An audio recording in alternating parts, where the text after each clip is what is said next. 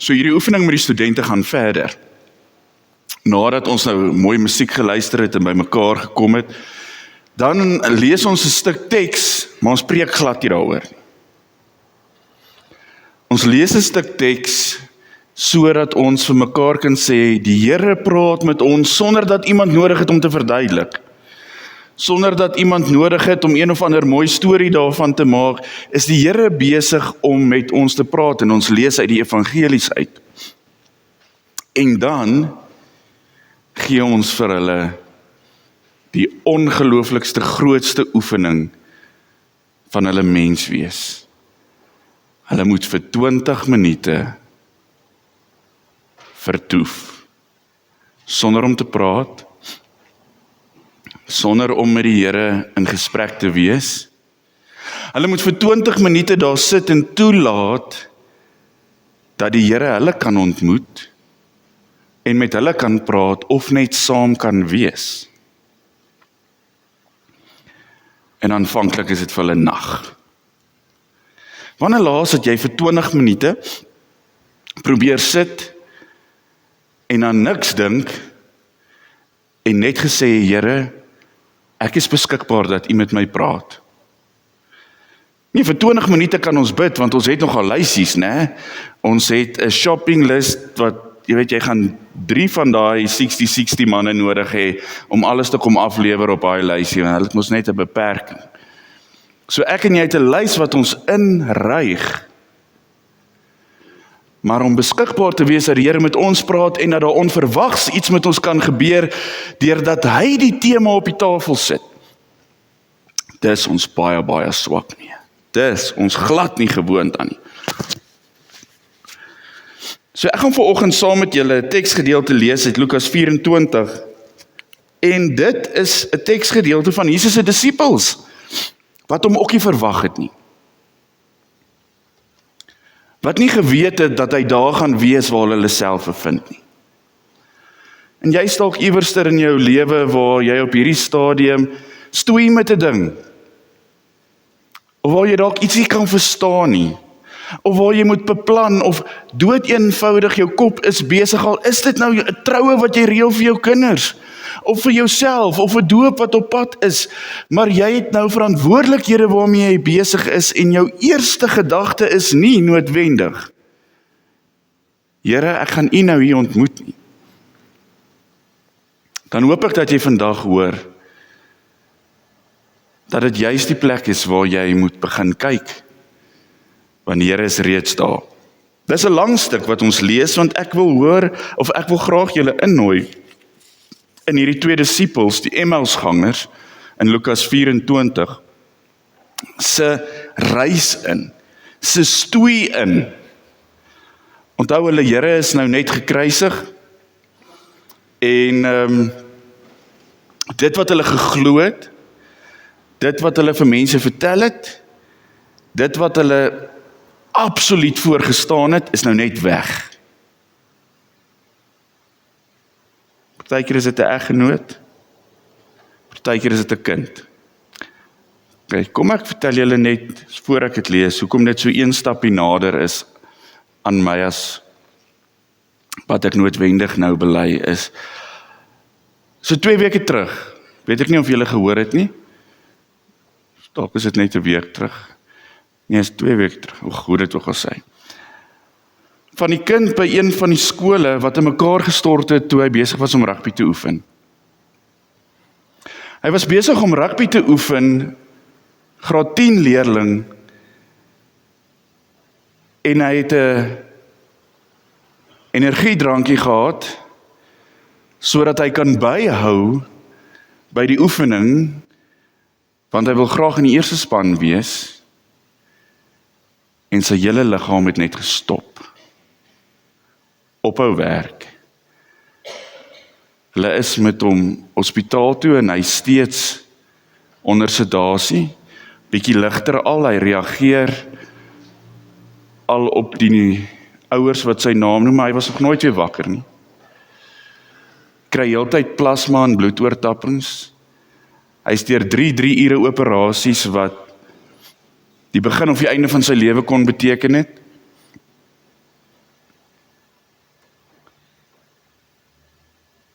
En my vraag waarmee ek geworstel het is, hoekom moet die Here hom gesond maak? Dis vir ons amper voor die hand liggend as jy vir daai familie moes bid. Wat sou jy vir hulle gebid het? Here, maak die kind gesond. En die Here vra vir my hoekom? Is hy dan nie beter af by my nie? Maar ek skrik my dood. Ek het nou 2 kinders, maar gelukkig speel hulle nie so goed rugby nie. Nee, maar as my eie kind in daai situasie was, en die Here vra vir my, hoekom moet ek hom gesond maak? Dan sou my eerste en heel waarskynlik my tweede en derde en vierde en 5de antwoord gewees het, Here, want dit sou beter gewees het vir my. Want ek sou verlang, ek sou hom by my wou hê. Here, wat van sy lewe? My vrou wil 'n ouma word eendag, wara. En die Here elke keer vra my, maar is dit nie beter as hy by my is nie? Ek moes in hierdie ongemaklike plek ontdek dat my gebed moes skuif na, Here, as U hom gesond maak, sal dit wees dat hy U dieper kan leer ken. Here, as ek moet pleit vir gesond maak, sal dit wees sodat hy in hierdie lewe 'n lewe sal ervaar waarin hy U kan ken en kan verdiep tot 'n vriendskap met U wat sy verstand te bowe gaan. Here, as U hom moet spaar, is dit sodat 'n klomp ander mense kan hoor dat 'n prestasiegedrewe lewe nie die moeite werd is. Dit het niks met sy ouers te doen nie. Dit het niks met sy toekoms te doen nie. Dit het alles te doen met hoe hy kan verdiep in sy eenheid met die Here. Dit het my 'n week lank se stoei gekos. Want jy sien, ek het nie verwag om die Here daar te ontmoet waar mens bid vir die kind se genesing nie. Want mens bid mos nou vir hom daar, maar toe ek hom daar ontmoet, toe is dit heeltemal met 'n ander agenda. Soos ek vanoggend saam met jou aan hierdie tafel is en die Here ontmoet in jou lewe, waar jy dalk gedink het hy is, of normaal gewoond is dat dit is hoe dit is, ontmoet hy jou dalk vandag op 'n verrassende ander manier, maar jy moet daarvoor ontvanklik wees. Jy moet bereid wees dat hy jou kan uitdaag. En dis wat met hierdie 2 Emmausgangers gebeur het. En dan gaan ons kyk, hoe het die Here met hulle omgegaan, sodat ons half beskikbaar kan wees vir die Here om ons daar te ontmoet. So kom ons lees van vers 13 af, né? Lukas 24 van vers 13. Op dieselfde dag was 2 van hulle op pad na 'n dorpie met die naam Emmaus, 12 kilometer van Jerusalem af. Hulle was in gesprek met mekaar oor hierdie dinge wat gebeur het. Onthou die kruisiging en alles, die hele oploop, die totale ineensinking van hierdie storie. So dit was 'n ernstige geloofsgesprek. Terwyl hulle so gesels en gedagtes wissel, het Jesus self nader gekom en met hulle saamgeloop. Maar hulle oë is verhinder om hom te herken. Hy vra hulle toe, wat is dit wat julle so ernstig met mekaar loop en bespreek? Nou ek wil sommer net vir julle vandag vra, as daar 'n vreemdeling by 'n restaurant saam met jou aan tafel kom sit, hoe sal jy reageer? Gaan jy sê welkom? Ekskuus tog meneer, kry vir jou 'n ander plek, né? Ek sien jou nie daar met 'n stuk vreugde, nou wil hy saam met my eet en moet ek betaal ook. Jy sien, alles gaan deur jou kop, behalwe dat hier dalk nou 'n geleentheid vir 'n ontmoeting is. Nou is hy een of ander dodgy mens, of alles. Maar hierdie 2 laat Jesus saam met hulle loop. So in die antieke tyd was dit baie meer 'n gewoonte om toe te laat dat mense by jou aansluit, as wat daar vandag is.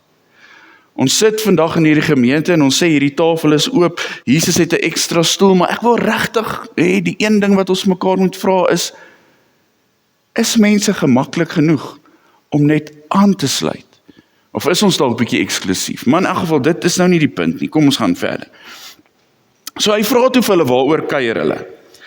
Met somber gesigte gaan hulle staan, en een van hulle met die naam Kleopas antwoord hom: Is u dan die enigste vreemdeling in Jerusalem, dat u nie weet van die dinge wat in die afgelope dae daar gebeur het nie? Tieners sou hierdie ding so geskryf het jy nie Instagram of TikTok nie? Ouer mense sou gesê het, waar is jou Facebook, né? Sien meer die youngsters is jy op Facebookie. Sê jy, hoe is jy so nie connected nie? Hy vra vir hulle, watter dinge? Hulle antwoord hom, die dinge in verband met Jesus van Nasaret, 'n profeet, wat magtig was in die woord en daad voor God en die hele volk, en hoe ons priesterhoofde en die lede van ons raad hom oorgelewer het, om ter dood veroordeel te word, en hom gekruisig het. Ons het so gehoop dat hy is, wat Israel sou verlos. Maar boonop is dit vandag al die 3de dag vandat die dinge gebeur het, en nou het 'n paar vroue uit ons kring ons ook nog ontstel. Hulle was vanmôre vroeg by die graf, en kon sy liggaam nie kry nie. Hulle het hom vertel dat hulle 'n verskyning gesien het van engele, en wat gesê het hy lewe.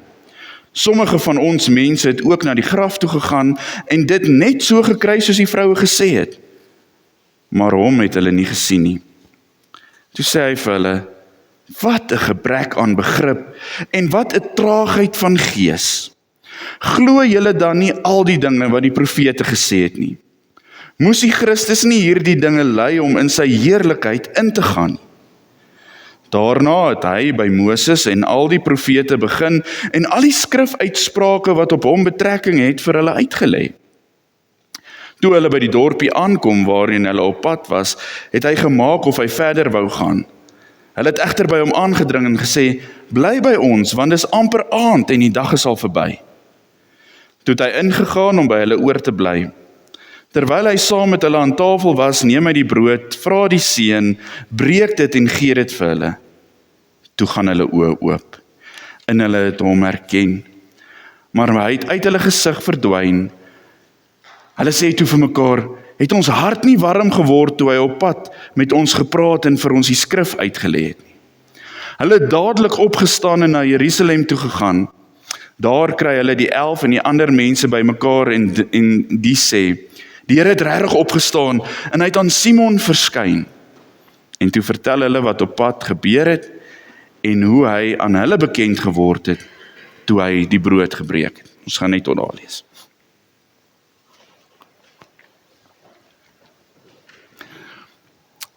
So geliefde, ek wil jou nou nie vanoggend ontstel met my storie oor waarom moet die Here hom gesond maak nie.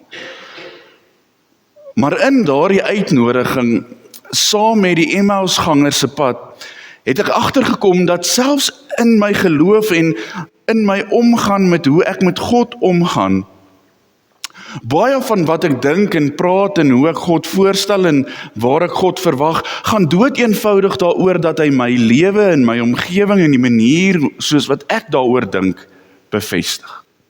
Jy sien, die Emmausgangers was saam met die ander disippels en 'n groter deel van die volk, mense wat verwag het dat Jesus moes kom en hy moes wat doen?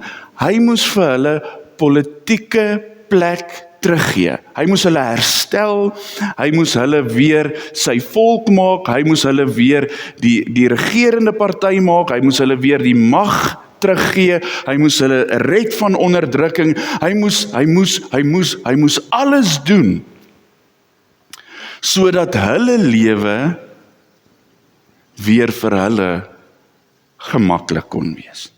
Die laaste ding wat hulle verwag het, is Jesus hier tussen hulle waar dit juis nou swaar gaan, waar hulle met hulle somber gesigte staan. 'n verdere ding wat hulle glad nie verwag het nie, is toe Jesus begin het om met hulle te praat oor wat besig was om te gebeur, en dit totaal en al anders verstaan het as hulle. Hulle is like, is jy nie by nie? En ek dink eintlik is hy soos, maar is julle nie by nie? En Jesus moes kom en hulle ontmoet op die plek wat hulle dit die minste verwag het. Nou watter plek is daai plek wat ons dit die minste verwag. Geliefdes, is daardie plek wat jou uitdaag in die lewe. Hoekom? Want uitdagings in ons lewe is baie keer ons eie wese wat stry teen die ongemak dat ons nie ons eie sin kry. En dat die lewe nie oor my gaan, né? Want sien, as al minder potholes was, dan sal dit met my beter gaan, want dan ry ek gemakliker, né? As my dogter net met iemand anders getrou het, dan het ek nie so 'n pop van 'n skoonseun gehad nie, dan het dit met my, julle mag nou nie, yes, jy sê, hy strakke nerve, né? Lyk my, dit is maar een van daai dinge. Maar dan sou dit met haar beter gegaan het, of dan sou dit met ons beter gegaan. Daar is altyd daardie ding waar ons die Here die minste verwag, is daardie plek van ongerief, want hy sal ons nou eintlik net die een wees wat dinge kom gesond maak, en makliker maak, en lekker maak. En wanneer dit met ons goed gaan, dan loof en prys ons sy naam. Maar ek en jy moet bietjie daar waar ons wese uitgedaag word met die goed in die lewe, wat nie gaan soos wat ons dink dit moet gaan nie, juis vra, Here, wat wil U my nou na toe uitnooi? Want is dit dalk nou my eie koninkryk en my eie ego wat nou so hard skree, dat ek selfs bid, dat my eie ego en my eie koninkryk gedien mag word. Gee vir my dogter 'n goeie man, sodat ons nie moeilikheid, sodat sy gelukkig kan wees. Wat van, gee vir my dogter 'n man wat haar nader sal bring aan U?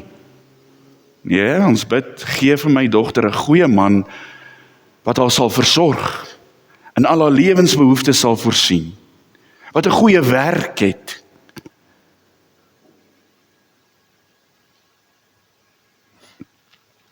So die Emmausgangers word betrap op 'n plek waar hulle ontevrede was met hoe die lewe geloop het, want hulle het geglo die Messias moet iets anders laat gebeur. Geliefdes, ek en jy is soms maar ook daar waar ons so ontevrede is met ons lewe, want ons het gehoop die Here laat iets anders gebeur. Want daar waar ons onsself bevind is nie ons wil nie. Maar kyk wat doen die Here, so getrou. Hy sê nie vir die Emmausgangers, ag julle die punt gemis en loop hy. Wat doen hy? Hy bly by hulle. Hy bly by hulle.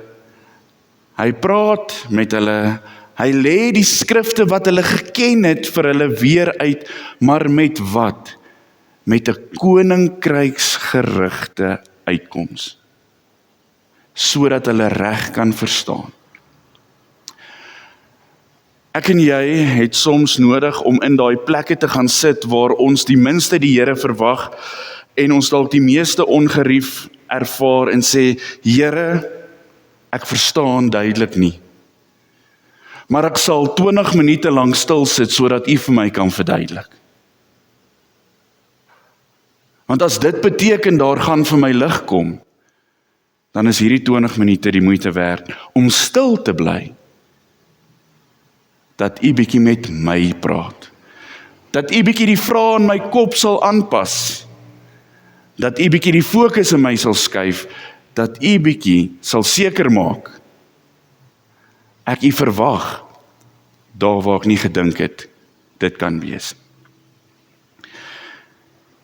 Jesus maak toe asof hy gaan aanstap en die Emmausgangers nooi hom in. Geliefdes, daai is die kruks van die storie.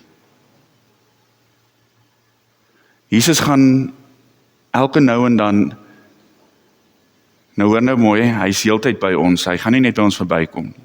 Maar op sekere maniere gaan hy verheldering by ons verbystuur. En as ons dit nie innooi nie, gaan dit by ons verbygaan. En dikwels nooi ons dit nie in nie, want dit is dood eenvoudig nie wat ons wil hoor nie.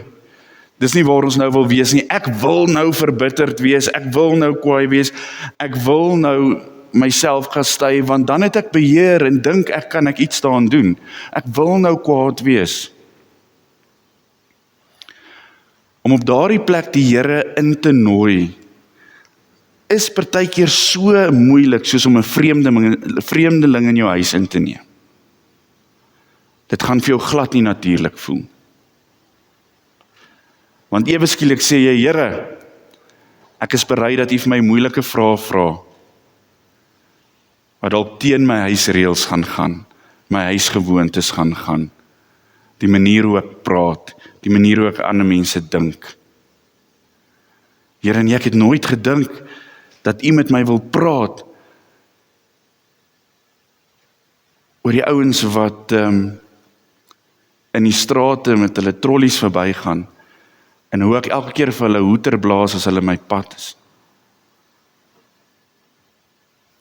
Dalk is dit iets wat jou wegvat van God af. En dan beteken dit, dis iets wat hy met jou oor wil praat. Want die oomblik wanneer iets jou nie nader bring in die koninkryk in nie, is dit iets wat die Here met jou oor wil praat. Die Emmausgangers het daar gesit en die Here het gesien dat die manier hoe hulle nou op hierdie stadium die dinge verstaan, gaan hulle wegneem van die koninkryk af. En hy het gesê, laat ek met julle praat. Ek en jy word uitgenooi na 'n oop tafel waar die Here sê, ek wil met julle praat vanuit my. So wanneer ek en jy by mekaar is en dinge nie sin maak nie, of wanneer die gesprekke nie vanuit my kom nie, dan wil ek jy moet my ook daar verwag, want ek wil met jou daaroor praat. Want jy sien, toe ek gedink het oor hierdie kind se gesond word, en dit nooit gekom vanuit, wat is die beste vir die koninkryk nie? Ek gedink, wat is die beste vir die ouers? En dan het ek dit gedoen in die naam van liefde, want dis ons 'n goeie hart wat so voel, man. Jy sien, ons dominees traai heilig wees. Maar ons skil onsself soms met moraliteit, goeie voornemens, die regte ding. Want dis wat die samelewing sê. Maar wat sê die woord? Die woord sê, die koninkryk is dit wat voorgehou word. Die opstanding is dit wat gebeur het. En die Here wil almal onder sy heerskappy versamel. So hy gaan sit by hulle, en dan doen hy 'n laaste vreemde ding. Ek wil net gehoor, dink 'n bietjie in jou eie huis. Okay, nou nooi jy hierdie vreemdeling in, julle sit daar aan tafel, en ewe skielik begin hy bid en die kos uitdeel. Wat ek net sien, wie van julle se vrouens sal dit goed vat? Nee? Okay, ja, verstaan, nee? So hoe random is dit? Nee, dat hy kom, en hy in 'n ander ou se huis so optree. Wel, dames en here, ek dink dis presies dit wat vir ons gevra word. Om in hierdie vreemde huis van die wêreld so op te tree. Want die oomblik toe hy die brood breek en daarvoor dankie sê, toe gaan hulle oë oop. Dink julle daar het een of ander magiese ding gebeur, towerkuns toe hy die brood gebreek het? Nee, hulle het hom dit heeltyd sien doen, toe hy by hulle was, en toe hy aan tafel kom, toe sien hulle hom dit weer doen en besef, dis die Here. Toe hulle hom dit sien doen, toe gaan hulle oë oop. Ek en jy word ingenooi in 'n lewe in waar ons op daai plekke moet kom waar ons God dit sien doen. Die woord is 'n groot deel daarvan. Die samekoms vanoggend is 'n groot deel daarvan.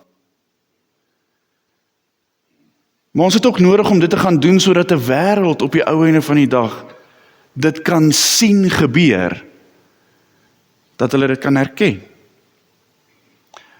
Ek en jy het nodig om dit in die huis te doen, dat ons kinders dit kan herken. Want sien, as jou kind sien, julle doen dit in die huis, kan hy eendag vir hom 'n vrou kies, waar hy dit ook sien gebeur. Maar as ons dit nie daar sien nie, kan ons dit nie op 'n volgende plek erken nie. En gaan dit by ons verby. So daarom is daar die innooi 'n ongelooflike belangrike ding, om die Here in te nooi in alles, sodat ons hom dit kan sien doen. Skoonma, skoonpa, swaar, wat. Om die Here in te nooi in die gesprekke waar ons nie gedink het, hy wil wees of is nie. En dit beteken alles.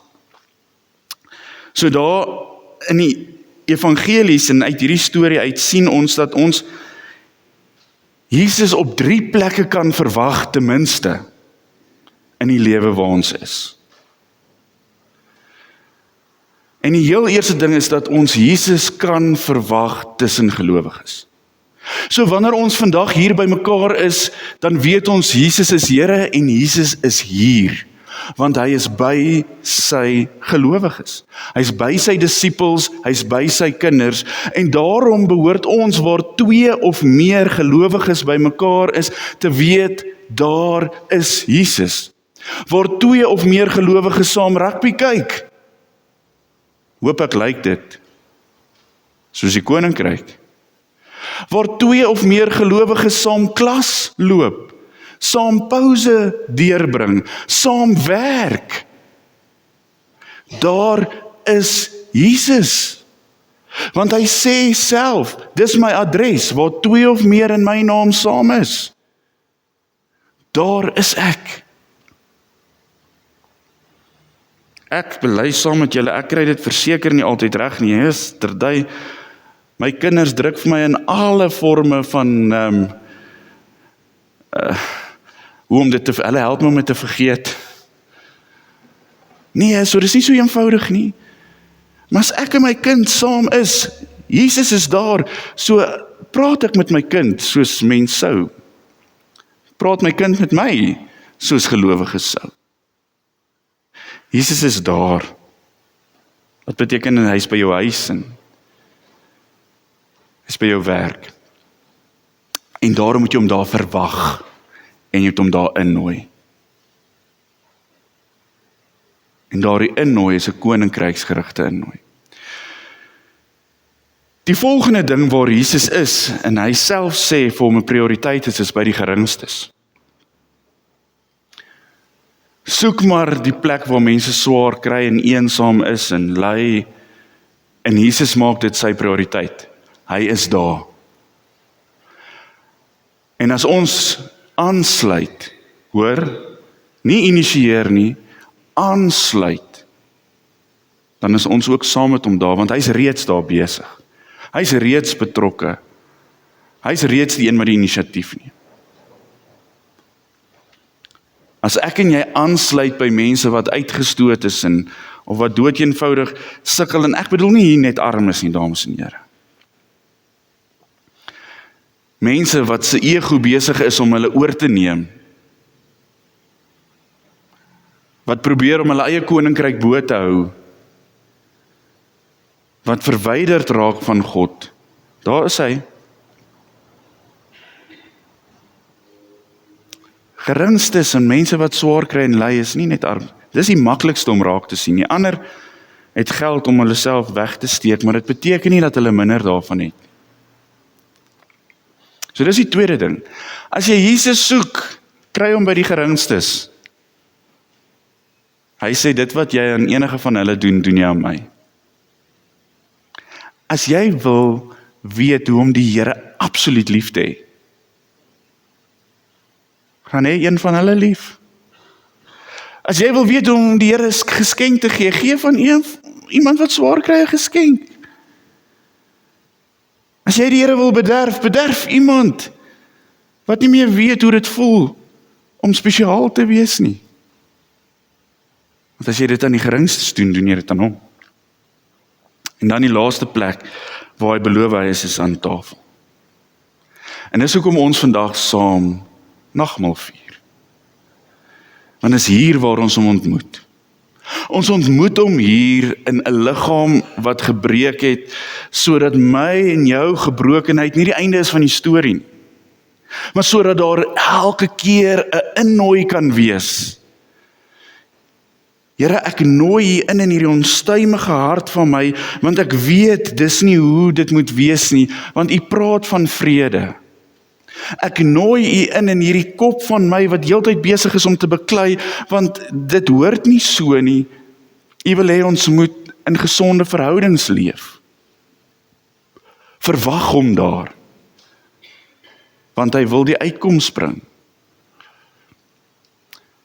So, een van die vrae is in mense eie lewe, kan jy genoeg bid dat daar nie oor jou pad seer en moeite en ontnigtering kom nie? Kan jy die lewe reg genoeg leef dat so iets soos wat met hierdie kind gebeur het, nie met jou kind gebeur? Nee, want die lewe gebeur. En daarom sê die kerkvader se mooi ding, sê, die Here gaan nie swaar tye uit ons lewe uitvat nie. Want is jy swaar tye wat ons na hom toe bring. Swaar is nie altyd sleg nie. Dit raak sleg as dit ons vervreem van God. Maar swaar tye, moeilike tye, is 'n plek van innooi. Nou, dis makliker gesê as gedaan, ek weet dit. Want as mens moet eet en as mens moet huis toe gaan na huis wat nie lekker is nie, of wat alleen is of wat leeg is, dan is dit moeilik. Maar jy nooi hom in.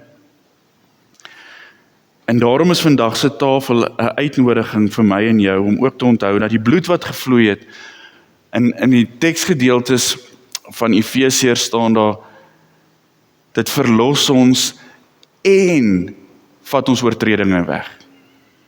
En daar is iets daarvan wat jy moet hoor, dat dit nie net sondevergifnis is, maar dit jou verlos van 'n afwesige verhouding. Dit verlos jou van jou eie lot, dit verlos jou sodat jy God kan innooi in alles wat rondom jou gebeur. So terwyl jy jouself voorberei vir die nagmaal en my gaste so lank vorentoe kom, wil ek vir jou vra dat jy regtig met die Here sal praat oor, Here, waar nooi ek U nie in nie, wat U wil hê ek moet U innooi? Waar is U met my aan die werk waar ek nie eers dit verwag het nie? En hoe kan ek U ontmoet wanneer ek U nie sien nie? So maak asseblief my oë oop. Maak my asseblief betrokke en gesels met my oor daardie plekke waar my eie koninkryk U koninkryk verdryf. Julle raak rustig en gesels met die Here so, en my gaste kom vorentoe.